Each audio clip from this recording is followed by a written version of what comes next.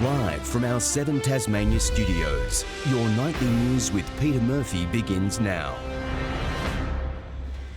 Good evening, everyone. Coronavirus has claimed another life in Tasmania.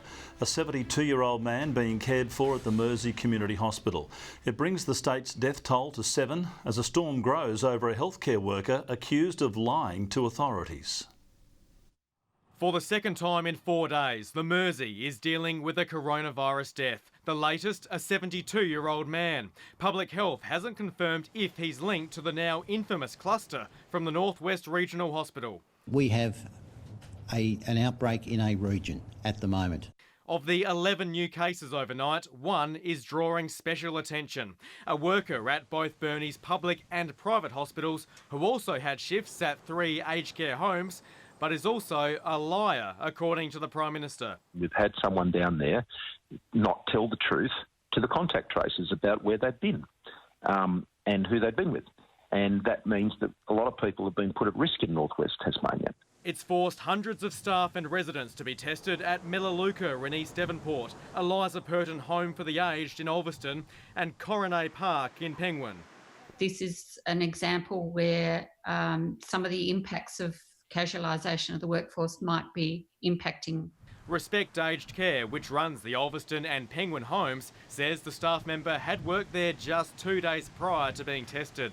In a region desperate for good news, here it is. The emergency department has a pulse again. The Australian Defence Force and AUSMAT reviving Burnie's stricken site following an unprecedented deep clean. Even the wheels were sanitised. While a saturation of testing clinics, especially here in the northwest, seems to be working. 246 checks were conducted yesterday, one of the highest daily figures so far. Today, the public health hotline's capacity doubled as police doubled down on compliance checks, briefed in Ulverston for a blitz beginning today, targeting motorists leaving home without a good reason. I've been notified of people that were shopping at Spotlight in Launceston from the northwest coast. Please be sensible about this.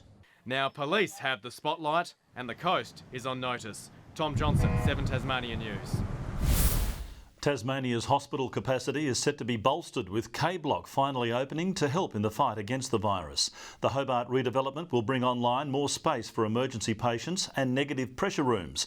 But there's already concern there's a lack of staff to run the facility. A new weapon in the state's response to the rapidly evolving coronavirus crisis. As of Monday, the 20th of April, our reception at the K-Block will be open to receive people. The almost $700 million Royal Hobart Hospital extension, opening an expanded transit lounge and new treatment rooms to take pressure off our emergency departments. Also bringing online 22 negative pressure rooms to treat those with coronavirus. We have got hand hygiene stations, will be at the entrance and exit of each ward. There's personal protective equipment bays located throughout each ward, and furnishings and fittings and surfaces are designed to be easily cleaned. While it's welcome news for the busy health system, unions are worried there's a lack of skilled staff to effectively run the wards. At this stage, they're just planning on moving people into it. It's not actually any additional bed capacity. We need additional nurses, health professionals and other health workers if K-Block is going to actually add to the capacity of our health system. The government is already recruiting more staff across the state. Hopeful this new addition will provide significant support in coming months. We know that in the times gone past, with the pressures we have seen on the ED and the ramping, that this has been one of the government's key priorities to be able to deliver this. The Royal Hobart Hospital development's been stalled now for a couple of years with a number of setbacks. So it's welcome news that it's finally going to be made available for patients and staff to use, particularly right now when we're in a very serious health crisis. Other wards of K-Block are due to come online soon, with the government already looking at ways they can be used in the coronavirus fight. Ebony Ablett, 7 Tasmania News. Workers from the Mersey Community Hospital have accused the state government of failing to deliver vital protective equipment. The Health Minister insists Tasmania has adequate supplies despite a global shortage. The dire situation has sparked a community-wide effort to keep our health staff safe. Making armour for the virus fight. With schools on holidays, some teachers are turning their hand to something else. protective visors. We've produced about 40 over the last 2 days, and by next week we'll be running it round the clock over the weekend, looking to have 120 ready to go out to hospitals. Students are also aiding the effort. Some know all too well what's at risk. Both my parents are doctors, so they're working in the health profession, and a lot of relatives and friends and family are going to be using this kind of stuff. Last night, staff from the Mersey Community Hospital sent a damning letter to the Health Minister. They claim promises of additional PPE haven't been kept. The site received extra patients, some COVID positive, following the closure of the North West Regional and private hospitals.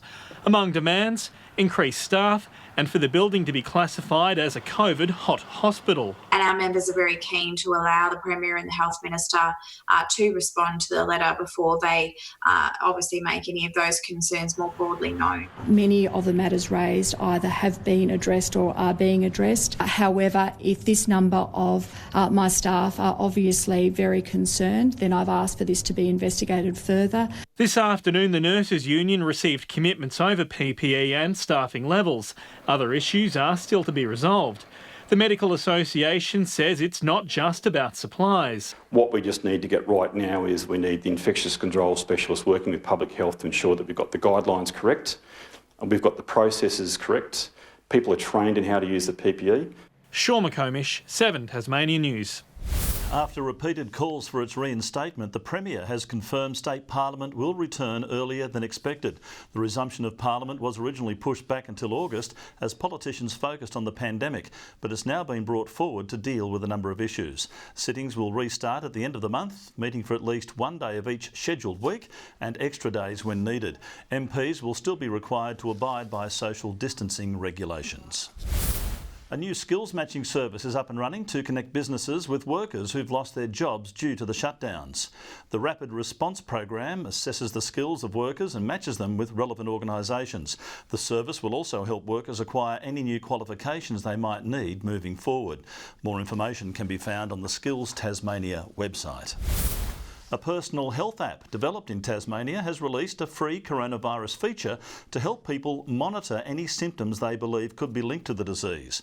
The Snug App connects with a person's My Health record and offers a way of recording health updates that can be sent directly to a GP.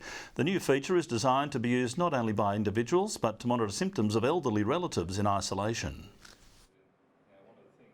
There's a lot of people that are really worried at the moment around COVID. They're uncertain, they're feeling isolated, they're at home, they can't visit their elderly relatives. So it's just a way for them to keep in contact. All you need is a smartphone and a thermometer. The app is free for Tasmanians to use during the pandemic. Tasmanians are being urged to get behind a new campaign aimed to thank workers on the front line of the pandemic. Called Shine for the Front Line and organised by the Mercury newspaper, people are encouraged to shine a light at 8 p.m. tomorrow to support our essential service providers. They really are heroes and they're putting themselves at risk to save lives, and we really need to rally around them and just thank them for all that they're doing for us. Anyone wanting to participate can shine a torch to the sky, light a candle or set up some fairy lights outside their property. Well, we've all been struggling with staying home, but spare a thought for the mum of Burnie's most musical kids. Luckily, they're putting their talents to good use.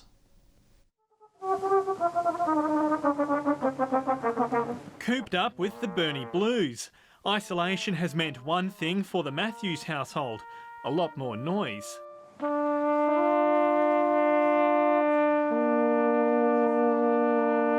Matilda is Australia's junior flugelhorn champion. Stella is mastering the cornet. Both sisters are playing the same tune.